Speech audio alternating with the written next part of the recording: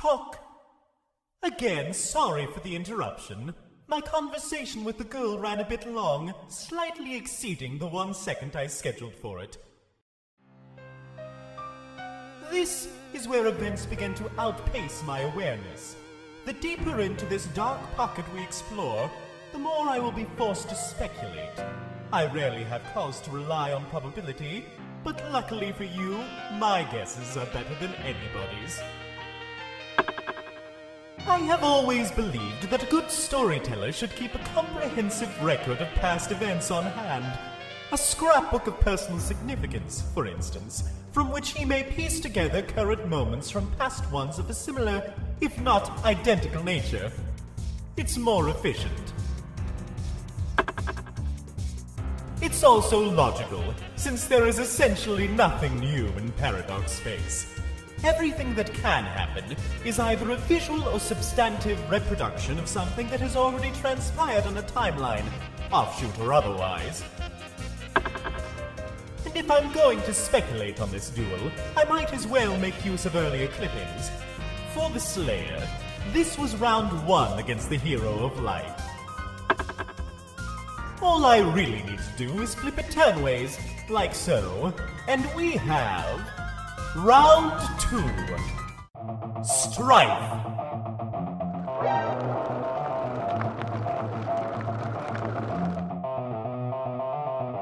The thief would probably roll her dice.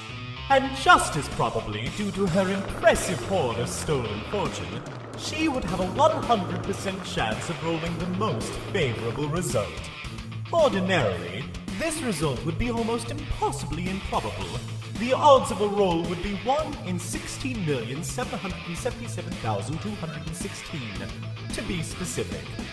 And to be less specific, 1 in 8 to the y power, where y equals 8. And if you were to type that in, it would make a facsimile of the sweet bro and Helen Jeff's side. I warned you, bro. I told you about those side gags that don't translate to videos.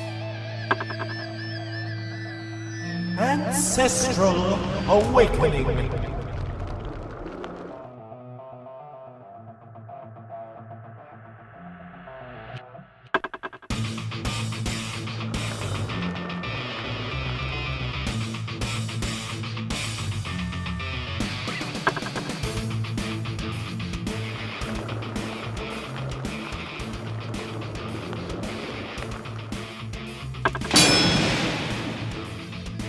In round 2, the Slayer would be not merely compelled, but challenged, if my guess is right.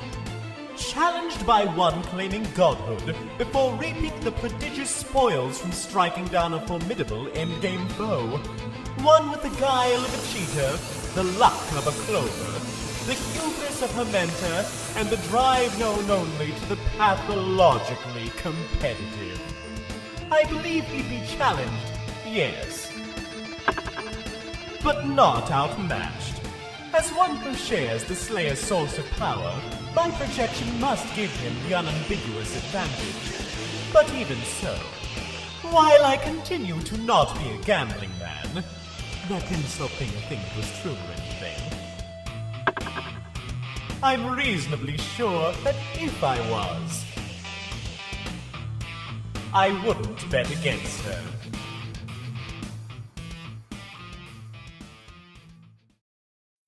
Moving on.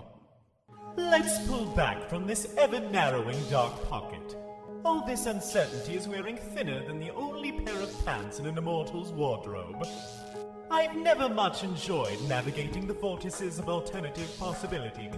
The path which alone has been my absolute mastery is the Alpha timeline, a continuum I define as that which boasts exclusive rights both to my birth and to my death, two circumstantially simultaneous events.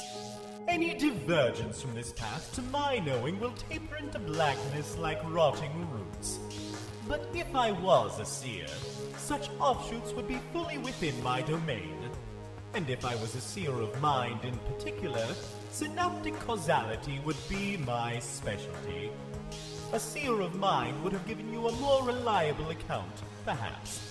But then, She would do many things I wouldn't. A seer would support her allies in battle not with her weapons, but her vision. She would sift through dross of her comrades' poor tactical inclinations and examine the grim consequences. A seer would not charge into the fray headlong, but direct it as a conductor with a baton.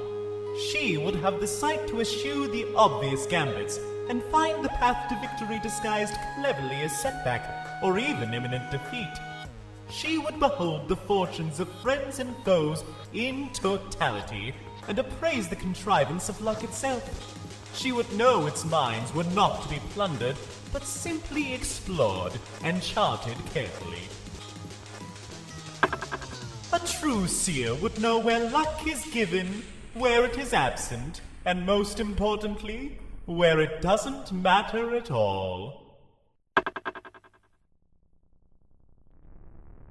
And she would know victory doesn't matter in a reality where all else is doomed to fail.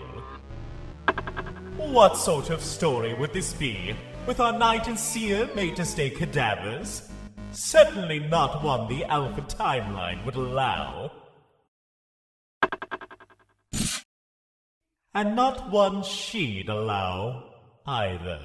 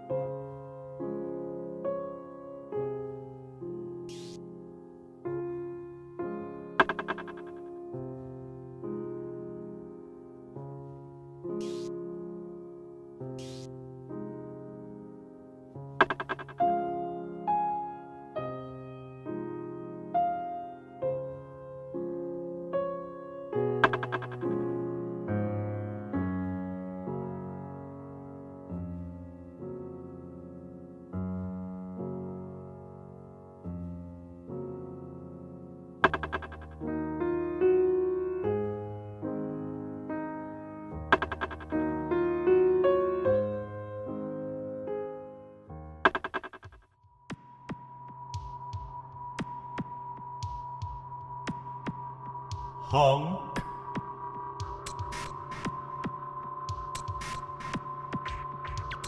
Honk.